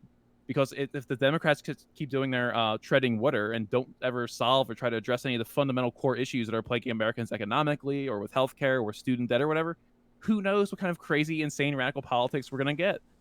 And it can be really scary. And I don't mean to like scaremonger people, but you can go fascist very quickly. We're already proto soft fascists in the United States, pretty much. And who knows? Like, honestly, like I've seen people bring up the fact that what if Trump doesn't leave, right? And everyone says, "Oh no, well, the military will, when the new person gets sworn in, the military go in there and do their duty." Well, you just had federal agents violating their duty of the Constitution by invading Portland and pulling private American citizens off the streets into unmarked cars. That's pretty fucking scary because those are these people who swore an oath to the Constitution, right? Well, that's true for the military. So it's scary to be honest. And I think I 100% agree with what you're saying. I see China as looking at more for economic imperialism, building their own sphere of influence. They have their what was it called, the Indian Ocean Pearl strategy or whatever. But they're going to go around try and dominate ports there. They're going to try and turn those exports from Africa to China. They're building pipelines into Pakistan, pipelines into Malaysia and to Myanmar. There's a lot They of also just off-sea signed oil down there too. So a that's gas and 25-year. oil. They're trying to secure their energy future. They're probably going to be players in Central Asia. So that's what America's probably afraid of in terms of like a geopolitical shift towards everyone moving towards China. Now, the funny thing is, China might not even want to become the reserve currency, even with that. So we have yet to see what their long-term goal really is going to be and how the United States is going to react to it.